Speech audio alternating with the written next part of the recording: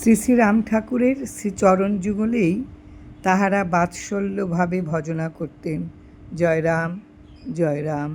অকৃত্রিম ভক্ত শ্রদ্ধেয় হরিদাস আচার্য মহাশয়ের আগ্রহে শ্রী শ্রী রাম ঠাকুর প্রফুল্ল চিত্তে সিমেন্ট গোলায় তাহার শ্রীচরণ যুগলের ছাপ দিয়া হরিদাসবাবুর মনোবাসনা পূর্ণ করিয়াছিলেন।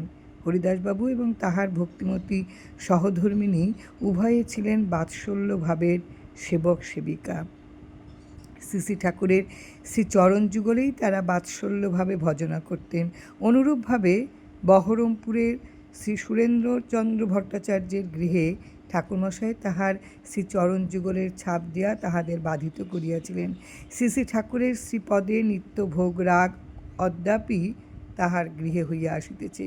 কলকাতার উপকণ্ঠে যাদবপুর শ্রী শ্রী সত্যনারায়ণ পীঠে শ্রী শ্রী ঠাকুর কর্তৃক তাহার কেম্বিসের পাদুকা প্রদান এবং তাহার সেবা পুজো করার যথোপযুক্ত নির্দেশ কাহারও আজ অজানা নেই। যাদবপুর আশ্রম প্রতিষ্ঠা উৎসবে শ্রী শ্রী ঠাকুর শ্রীদেহে প্রবেশের পরিবর্তে তাহার পাদুকা প্রদান ইত্যাদি কার্যকারণ গভীরভাবে পর্যালোচনা করিয়া দেখিলে বোঝা যাইবে শ্রীগুরুর শ্রীপদ পূজন তথা শ্রীচরণ যুগল সেবনের প্রতি শ্রী শ্রী ঠাকুর একান্তভাবেই নির্দেশ দিয়া গিয়াছেন তাহার আশ্রিত বর্গদের।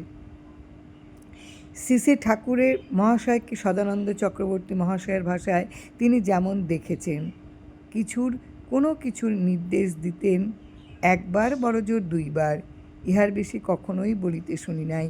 তাহার কারণ মনে হয় 3 বার নির্দেশ দিলে গুরুর আদেশ বর্তাইয়া যায়, তখন তাহা যথাযথ পালিত না হইলে গুরুবাক্য লঙ্ঘন দোষে দোষী হইয়া যাইবে।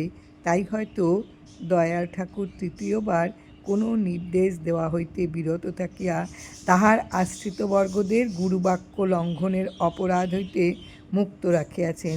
এই প্রেক্ষিতে আরও কিছু কথা জানা গিয়াছিল। শ্রীযুক্ত যতীন্দ্রমোহন দাশগুপ্ত মহাশয় একজন স্বনামধন্য চিকিৎসক, ডাক্তার জেম দাশগুপ্ত নামে খ্যাত, একবার অবিভক্ত বঙ্গদেশে কংগ্রেস সভাপতি পদে ভূষিত হইয়াছিলেন। তিনি ছিলেন শ্রী শ্রী রাম ঠাকুরের একনিষ্ঠ সেবক। ডাক্তারদা ঠাকুরমশায়ের পরিকল্পনা অনুযায়ী 3 সংখ্যক সুইনো স্ট্রিটে অধুনা বালিগঞ্জ প্লেসে দ্বিতল গৃহটি নির্মাণ করিয়াছিলেন। গৃহের নাম শ্রীরাম নিবাস। শুভ দিনে শুভক্ষণে মনোরম শোভাযাত্রা সহকারে শ্রী শ্রী ঠাকুর মহাশয় স্বয়ং নৃত্য করিতে করিতে সদ্য নির্মিত শ্রীরাম নিবাস গৃহে প্রবেশ করিয়াছিলেন। রথযাত্রা উপলক্ষে শ্রী শ্রী ঠাকুরের সঙ্গে ডাক্তারদার নতুন গৃহে প্রবেশ ছিল একটা স্মরণীয় ঘটনা। শ্রী শ্রী ঠাকুরের ব্যবস্থাপনায় শ্রীরাম নিবাস গৃহে সেদিন পূজা অর্চনা শেষে গুরু ভাই বোন, বন্ধুবান্ধব, আত্মীয় স্বজন, পাড়া প্রতিবেশী সকলেই পরমানন্দে নানা ব্যঞ্জনে প্রসাদ গ্রহণ করে তৃপ্ত হয়েছিলেন। জয় রাম, জয় রাম।